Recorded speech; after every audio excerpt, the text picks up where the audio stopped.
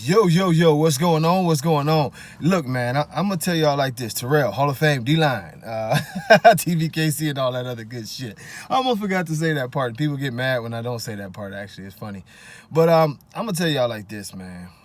All of the hoopla, all of the everything that's going on, man, I'm going to tell you this. 90% of the dogs out here ain't shit. I told y'all I was going to make a video and I was going to tell y'all why these dogs ain't shit.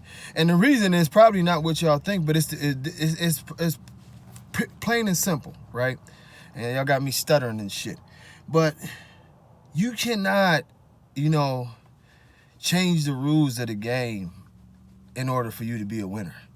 That's like going to basketball court and, you know what I mean, the damn rim now is the size of a damn hula hoop. So you call yourself a good basketball player, It's like having a football field where, grown men is playing against little kids or some shit. We're going to change all the rules.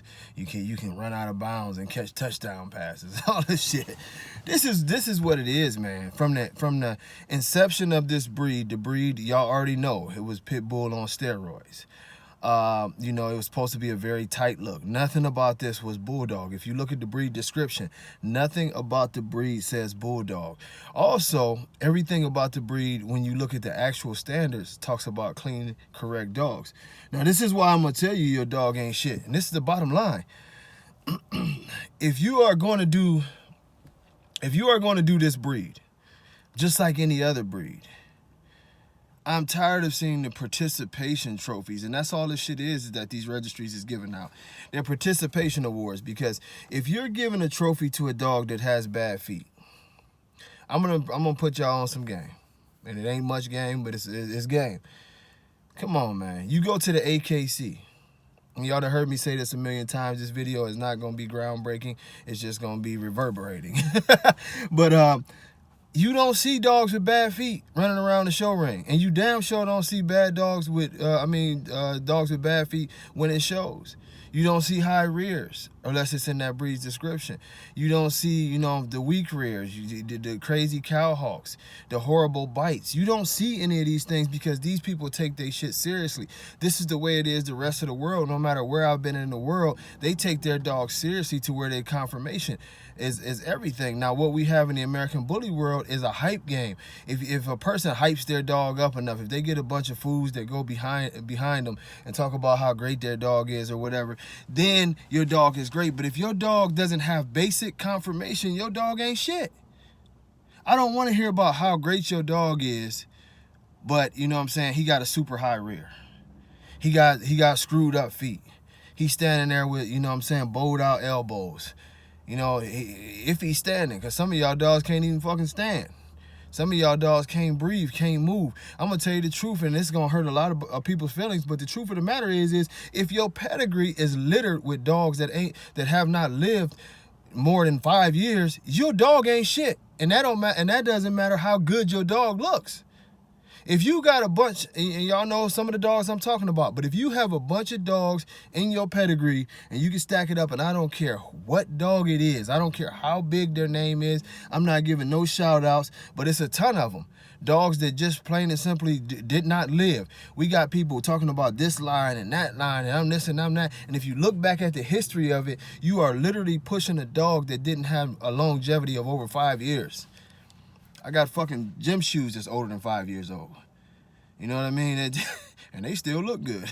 But I mean that what you've done in that sense is, now we're talking about something different, is your dog is programmed to die early. So even if you were masterful enough to get rid of all the flaws that most of these dogs have carried in your breeding program, and you were good or lucky enough, that's really all it is, to get rid of the hip issues, the feet issues, and all the other issues, your dog is programmed to die. And the facts, and this is factual. This is not something made up. If you look into certain lines of dogs or dogs that come off of certain dogs in the American bully world, you will notice a trend. It is very, very factual. If you look at it, I don't care how big the names is, and of course they can always give you one dog here and one dog there, and they talk about this, but literally those dogs are programmed to die. Some of the dogs, they've replaced the dog with lookalike dogs for centuries, 18 times. But these dogs are programmed to die. This is not a joke. Just like your dog is programmed to have bad hips, just like your dog is programmed to have, you know what I mean, a bad back or whatever. This is why your dog ain't shit. It's because you refuse to go along with the rules of the game. You refuse to do the things to make excellence. And if you refuse to do the things to make excellence, I don't give a fuck how many people applaud you. I and other judges are going to come look at your dog, break him down from the root to the toot, and then we're going to look at the pedigree and we can tell you everything that's wrong with that dog. And I don't care how many people like him. I don't care what you sold a stud service for. If you can't meet the criteria of the game, you are not a player in the game. You're a fraud. You know, if your dog takes health testing, your dog in the health testing coming back saying that your dog is carrying severe genetic flaws that will be passed on to his kids, and you still breeding this dog, you are a clown and your dog ain't shit. I don't care how many people like that dog. We are talking about excellence. This is what we should be shooting for. Now, some of y'all, every time I say something, y'all want to come at me and y'all say, well, what do you do? I'll tell you right now, I got a 13-year-old dog at the house, and I'm not satisfied.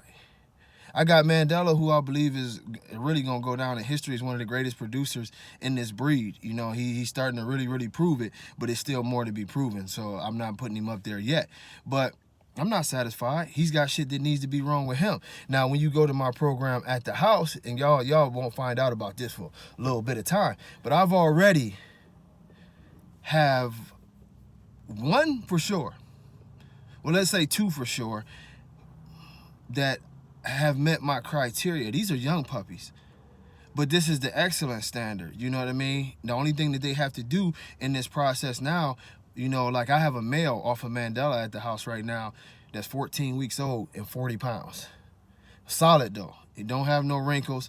Already massive head, straight, tight feet. His feet, and Mandela has nice feet, but he looks like he's gonna have nicer feet. The same type of bone his dad has. All of this shit. I have a female, a brindle female, you know, that I got back on a pup deal.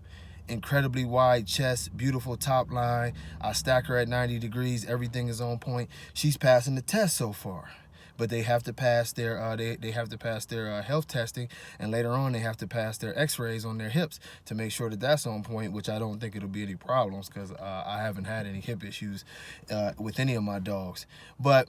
You know, I have a third female that I really like, and I would put her in the same class.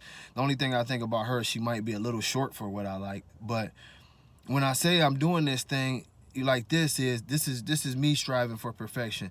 I'm not putting myself above anybody else. I have to do that. Yes, I have a lot more dogs than that, but I can go through my whole entire yard and I can break down every dog.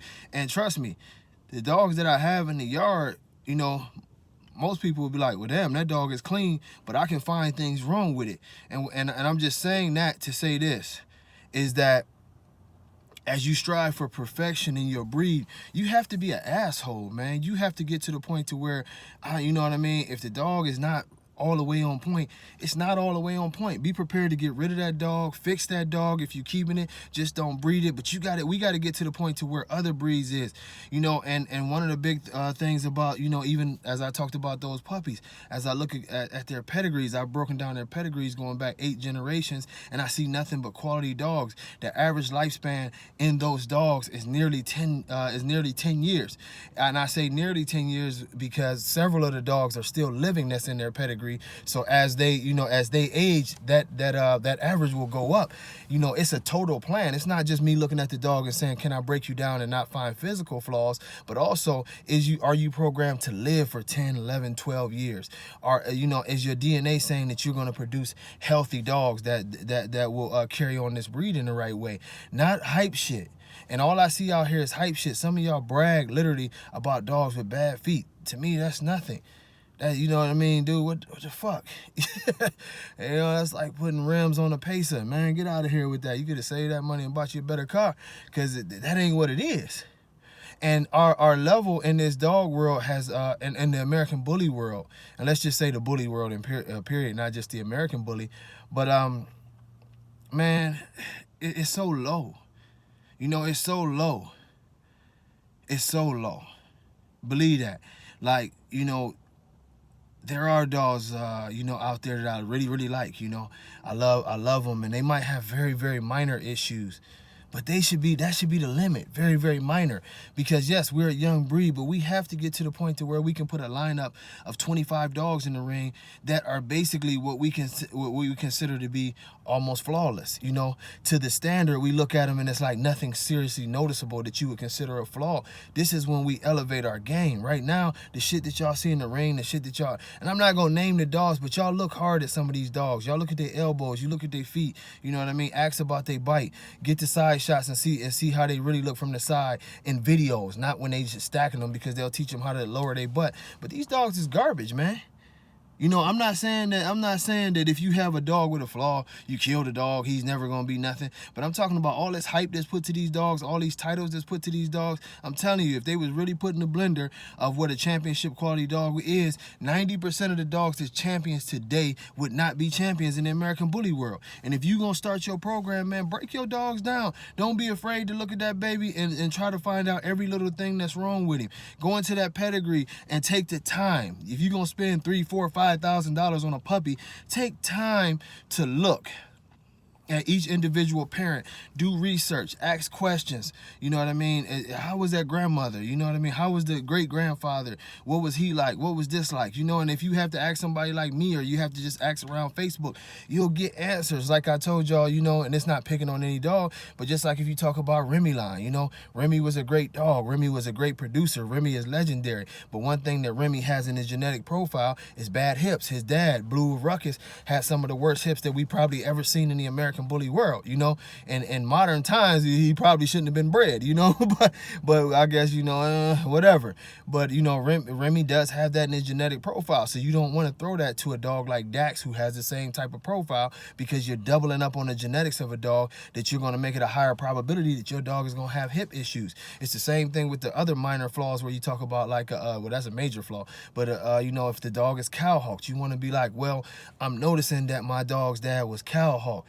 What about this grandparent? What about this parent? What about that parent? So you will know the percentages. Was this the only dog out of, you know, going back, you know, 8 dogs that has that? Well, that's a small percentage. If that's the only dog going back out of 8 dogs, that's like 12.5%, you know, that he's the only one that's cowhawk. This is what I'm telling y'all about when I say your dog ain't shit. It ain't to slap you in the face. It ain't to, it ain't to tell you that your dog should never live and exist. That's not what I'm telling y'all. What I'm telling y'all is we need higher standards, man.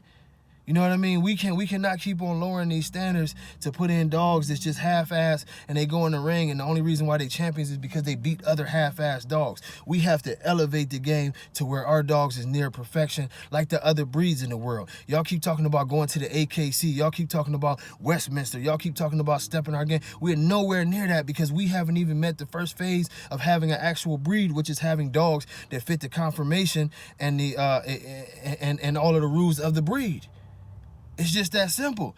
Every rule of the standard, our dogs need to fit that standard. That includes conformation. That includes us being able to tell what type of temperament they have. That includes us being able to give them an actual lifespan. Take your time right now. If you look up any dog in the world and you Google that mug, and once they registry pop up, guess what they're going to have on there? Lifespan. They're going to tell you about the lifespan. They're going to tell you about all the flaws that this dog shouldn't have. They're going to tell you about disqualifications. And I'm going to tell you like this. The one thing that I can tell you for sure is that this is 100%. If you look at those things, no matter what that breed is, when they call it a disqualification, it's a disqualification. You can't go in there with the wrong color on certain dogs. You can't start adding colors to certain dogs. And that's going to lead me to the talk about the Merles and different things like that. You can't do that with other breeds because they are going to boot your ass. That's it. They're going to boot you. It's unacceptable, but that's because they respect their breed, because their dogs are shit. Our dogs, you can do whatever you want to. You can add colors. You can change this. You can change that. You can change the whole entire look of the dog that it looks like another breed with his ears chopped off. You can do whatever you want. This is why these dogs ain't shit, man. I'm just being real with y'all. I'm not trying to be hard on y'all. I'm just trying to ask this community, let's step our game up and let's actually follow the rules as what it's supposed to be. Not what some of these crooked ass registries just trying to make a quick buck and allow anything is. You can read a standard. You're not illiterate. You can read a standard. You can know what your dog is supposed to be. You can know the confirmation. There are pictures. You don't even have to be able to read to see how a dog is actually supposed to be built, to see how the American Bully is actually supposed to be built. Don't put your standards on what this sorry ass community has made it. Turn around and, you know what I'm saying, do what you got to do to make your standards better inside your own yard. Like I was telling y'all about my little thing where, you know, I'm trying to collect up 10 puppies out of my breedings that I feel like are just elite. And if they're not elite, I'm not going to let them be what they're supposed to be. You know what I mean? And that's the end of them. You know, I'm proud of some of the stuff. I got to do better. That's why I got a lot of people waiting on dogs, because it's my standard. I'm not going to give you some half-ass cut-up bullshit. I'm going to give you that real thing, you know? But I done talked my head off on this video, man. But let's make this standard. 2020 is a horrible year, but let's make 2020 better. Let's raise our own standards. Let's bring our standards to a level that maybe the registries and those who call themselves the heads of things will have to raise their standard. Hey, till next time, much love, y'all. Peace.